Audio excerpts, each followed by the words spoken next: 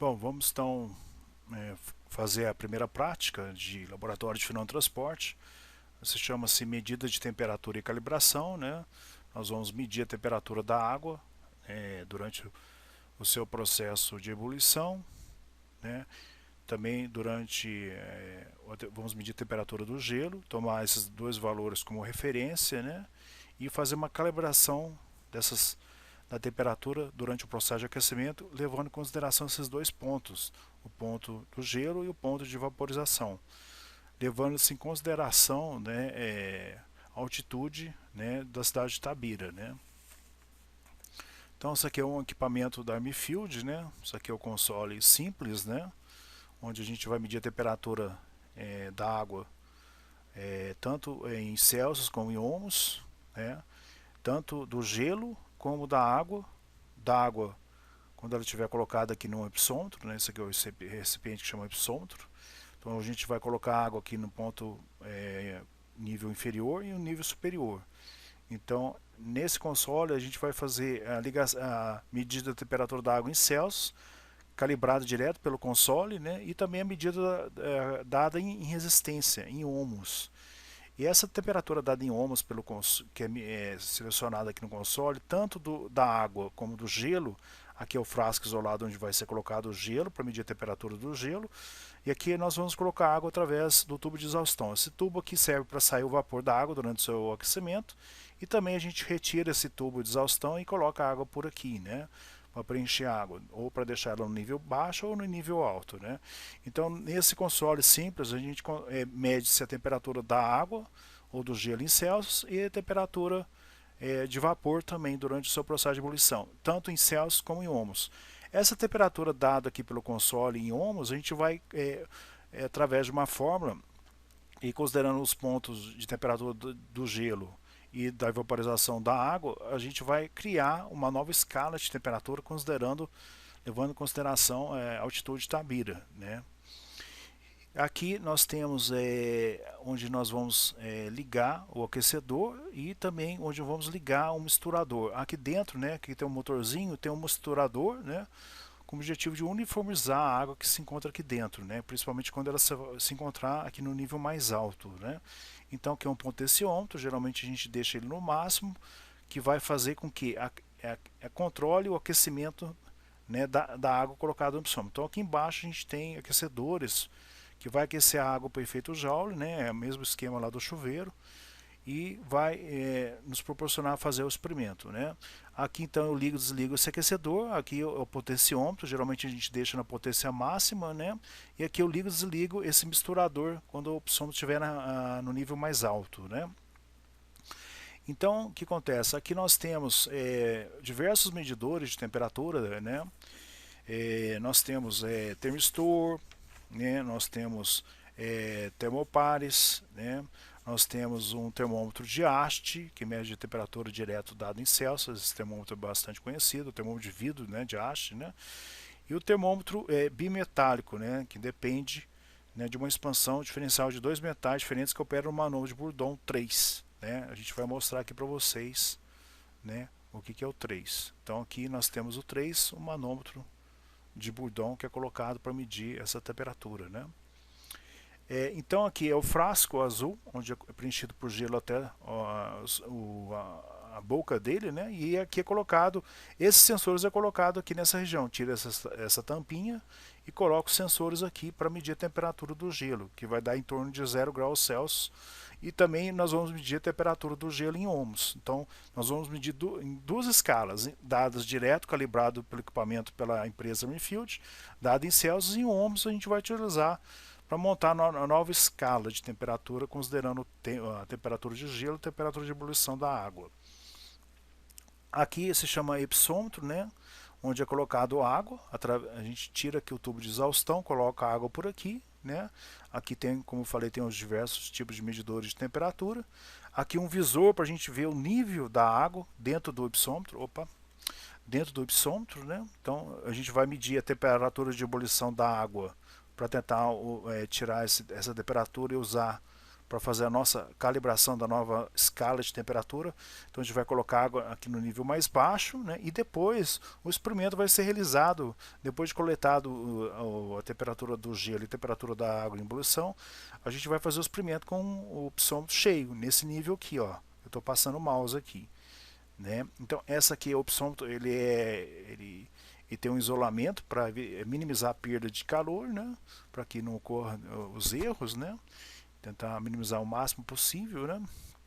E fazer o nosso ensaio, ele vai ser feito durante um processo de aquecimento da água, né? Então a gente vai botar a água no nível mais alto do hipsômetro, né? E vamos medir a água durante o seu processo de aquecimento até entrar em ebulição. Então o experimento acaba, né, quando a temperatura da água atinge a ebulição, porque se a gente deixar ligado, o que vai acontecer? Né? A água toda vai se vaporizar e a temperatura não vai mudar, e ela vai dar em torno de 97 graus Celsius, né? Continuando aqui, aqui uma vista, né, em plano, né, do nosso equipamento da Armyfield, tá? Depois vocês vão dar uma olhadinha aí no vídeo, só usando a pausa. Aqui uma vista frontal, uma vista, né, para a gente relembrar. Aqui, né, nós temos então o 4 aqui, ó, que é o frasco isolado, tá? O 7, então é feita a blindagem do psômetro, né, blindagem de radiação, né, para minimizar a perda de calor. O 9 é o tubo de exaustão, né, o 2 ali é o recipiente ácido inoxidável. O 13 são os aquecedores elétricos que estão lá dentro, né? Então é uma vista, foi feito um corte aqui, né? O 8 aqui, né, eu já falei, o agitador, né, que a gente pode ligar e desligar ele. Então a gente vai ligar o agitador quando o psômetro estiver no nível mais alto de temperatura, né? Aqui o 6, que é importante, onde tem os diversos tipos de medidores de temperatura, né? Aqui temos um termopar de esfera exposta a 90 graus, um termopar de esfera exposta reta, um termistor, que é outro tipo de medidor de temperatura, e um termômetro de vidro, que dá a temperatura direto em Celsius. E esses dois termômetros aqui que vai me dar a temperatura em Celsius e em ohms, né? Tá? Então, essa em Celsius, em ohms a gente vai passar ela de ohms para Celsius e vai levar em consideração os pontos do gelo e o ponto de vaporização da água e criar como se fosse uma nova escala, levando em consideração a altitude de Tabira. E vamos comparar com a temperatura dada pelo PTC em Ref, que é dada em Celsius, né? Tá ok? E aqui tem esse equipamento nos permite também fazer outros tipos de exercícios que vão usar outros tipos de medidores de temperatura, tá? Então nós vamos usar esses dois aqui, tá? E aqui o 3 vocês vão ver também que tem um manômetro que vai medir a temperatura da água, né? Um termômetro bimetálico, tá? Que vai medir a temperatura da água. Também a gente pode usar tanto o termômetro de vidro, né, que dá a temperatura direto da água em Celsius, esse termômetro bimetálico também, que vai dar em Celsius, e também a gente pode ver a temperatura lá no console, né? Aqui, né, nós temos descrição de alguns itens, né? O frasco isolado 4, né? Então onde ele está aqui, é onde eu vou colocar o gelo, né? Tá ok? Desculpe, não, o frasco, o recipiente isolado, né? O frasco isolado eu vou colocar o gelo, e o recipiente isolado 2, tá? Cadê o 2? Ele está aqui, né? Eu vou colocar água, é o psômetro, né? Eu vou colocar água no nível mais baixo e nível mais alto. No frasco isolado, então, ele acomoda sondas de temperatura, termômetros de calibração e um único termopar tipo K para a temperatura de referência de ponto do gelo, né? O frasco é preenchido com gelo raspado de água pura, né? Por que água pura, né? Vamos pensar. Se eu colocar uma mistura, um outro fluido, né, eu vou ter a temperatura de ebulição, pode ser que, né, mude. Então, o ideal é trabalhar sempre com água pura. Como é que nós podemos obter a água pura, né? Fica aí uma pergunta para vocês. A gente consegue isso aí, por exemplo, né, se eu ferver a água e através de um tubo, né, essa água vai passar por esse tubo em forma de vapor e vai se condensar no outro recipiente. Aí vamos ter então água pura. Dentro, né, do frasco isolado temos gelo, água e vapor, né, que corresponde ao ponto triplo da água, né, onde os sensores de calibração estejam a 0,01 graus Celsius. Já no recipiente isolado 2, né, onde a gente vai ter água, nós vamos aquecer a água. Aqui no frasco isolado nós temos gelo, e no recipiente isolado 2 nós temos a água, que vamos aquecê-la, né? Então, ela vai estar parcialmente preenchida, ou seja, gera o segundo ponto fixo, né, que é o ponto de condensação para a calibração, e as sondas ficam acima da água em ebulição e circundadas por vapor. Quando no ipsômetro, né, ou no recipiente isolado 2 tivermos água no nível mais alto, ou seja, totalmente preenchido, nós vamos ter um banho quente, que a gente chama, né? Ou seja, as sondas vão estar submersas e elas vão experimentar a temperatura entre o ambiente e o ponto de ebulição, tá? Então, quando tivermos o frasco isolado, o recipiente isolado, o opsômetro no nível mais cheio, aí que nós vamos fazer o experimento, né? Então nós vamos ligar o opsômetro, o aquecedor, e vamos medir essa temperatura, por exemplo, a cada 2 minutos, a cada 1 minuto, até entrar em ebulição. Quando entrar em ebulição, aí acaba o seu experimento, né? Os aquecedores, né, eles vão estar dentro do recipiente isolado 2, né, eles são controlados por um potenciômetro no console, né? Temos um termopar integral que controla a temperatura dos aquecedores, né? E o agitador aqui, para que serve o agitador, né? O agitador está aqui, é o item 8, né? Aqui da figura. O agitador ele serve para ele vai servir para a gente poder uniformizar a temperatura da água dentro do ipsômetro quando ele estiver no nível mais alto, tá? A blindagem de radiação no ipsômetro é para minimizar as perdas, né? Ou seja, minimizar os erros de medição, né? Válvula de dreno, né? A válvula de dreno serve para drenagem de água, né? Com tubo flexível. Aberturas na parte superior. Essa abertura aqui onde, né?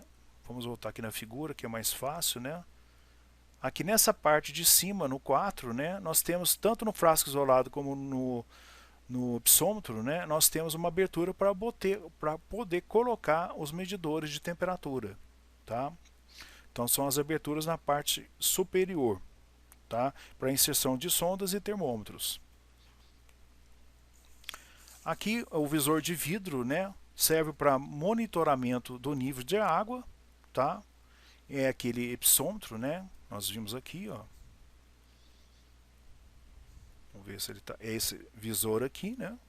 Para a gente monitorar o nível da água. Esse aqui é o nosso visor de vidro, tá? O recipiente isolado como ipsômetro, né? É para se gerar, né, um ponto fixo preciso para a calibração das várias sondas termômetros que são rodeadas por vapor a uma temperatura de aproximadamente 100 graus, né, depende da pressão barométrica. No nosso caso, vai estar em torno de 97 graus Celsius em Tabira, né? O aquecedor é colocado no máximo até entrar em ebulição a água. Devemos assegurar que o ar seja retirado do ipsômetro, né, para evitar o gotejamento no tubo de exaustão, e a temperatura real do vapor poderá ser determinada com alto grau de precisão, utilizando-se uma tabela fornecida desde que exista um barômetro preciso, né? Tá? Então nós vamos medir essa temperatura da água durante o seu processo de aquecimento, né? Então, como eu falei, ela vai atingir próximo de 100 graus Celsius, que vai dar em torno de 97 graus Celsius. Recipiente isolado como banho de água quente agitada, né? Então, quando existe a necessidade de fornecer temperaturas variáveis para a comparação dos diferentes sensores, né, as pontas vão estar imersas, né, e aciona-se o agitador com o objetivo de fazer com que haja uma uniformização da temperatura da água dentro do recipiente, né? Aqui alguns detalhes do console simples, né? A parte frontal, a parte traseira, né? Nosso console simples da Armfield, né? 17. Eu tenho o botão liga e desliga. 42, 43, 44. Eu tenho disjuntores para proteção do equipamento, né? Se der um curto, tal, esses disjuntores vão a corrente vai aumentar, esses disjuntores desligam o equipamento, né? O 15, o item 15, cadê o 15? Aqui é o nosso potenciômetro, né? Eu posso variar a potência de aquecimento da água no ipsômetro, né? Como se fosse mas aqui nesse caso eu sempre vou deixar no nível máximo, né? Mas eu posso variar, né? o calor que está saindo lá das resistências, né, que estão na parte inferior do epicentro. E o 21, cadê o 21? Né, vai piscar quando ocorre a interrupção da energia elétrica. Né? Então, um detalhe aqui do nosso console simples. O 18, continuando ainda, vai mostrar os valores de temperatura em Celsius ou em ohms, né? E o 19 vai fazer com que a gente pode selecionar a temperatura tanto em Celsius como em ohms. Aqui nós temos o termômetro de referência 10, né? É uma sonda de resistência de platina com um certificado de calibração, né? Tem uma resposta rápida à variação de temperatura. E a leitura é feita direto no visor 18, quando o botão seletor 19 estiver em PT sem ref, né? Essa sonda está permanentemente conectada ao console, né? Outros sensores, termômetros para demonstração e calibração, né? Nós temos a sonda de resistência de platina de classe industrial e as sondas de termopares tipo K, né? No tipo K nós temos 3 tipos, né? A sonda de resistência de platina de classe industrial tem uma resposta mais lenta, né? E uma menor precisão. Quando conectada no seletor como PT100 Low Current, né, 24, mede a resistência do elemento em ohms, quando o botão seletor estiver em PT100 Ind Low. Né. Quando conectado ao PT100 High Current, né, 25, permite ao autoaquecimento com o botão seletor em PT100 Ind High. Né. Então isso poderá ser visto durante o próprio experimento, né? E aqui novamente, né, eu mostro os 3 tipos, né, de sensores de termopares, tipo K, né? Tem o reto, né, com esfera exposta, que dá uma resposta térmica rápida, e o de 90 graus com esfera exposta, dá erro com relação ao anterior, devido à sua condução, né? Tá ok? Sonda do tipo thermistor, né? Então, nesse tipo de sonda, né, nesse tipo de medidor de temperatura, que é o termistor, né, a resistência elétrica cai à medida que a temperatura, né, aumenta. Né? Quando o botão seletor estiver em termistor, mede-se a temperatura dada em ohms. Né? Okay? Termômetro tipo bimetálico, né? Depende de uma expansão diferencial de 2 metais diferentes que operam um manômetro de Bourdon 3 e tem uma resposta muito lenta. Né? A gente pode comparar e ao mesmo tempo que a gente for lendo a temperatura no console, ler também a temperatura nesse termômetro bimetálico, né? Então é o 3 aqui, né? Tá? E o termômetro de vidro, termômetro de líquido em vidro, né? Tem uma resposta rápida e uma leitura direta, que é esse termômetro aqui, né? Que é colocado aqui, né? Que é o termômetro clássico que a gente conhece, tem em nossos lares, né? No próximo vídeo, então, a gente vai ver, fazer o primeiro exercício, então, da nossa prática 1.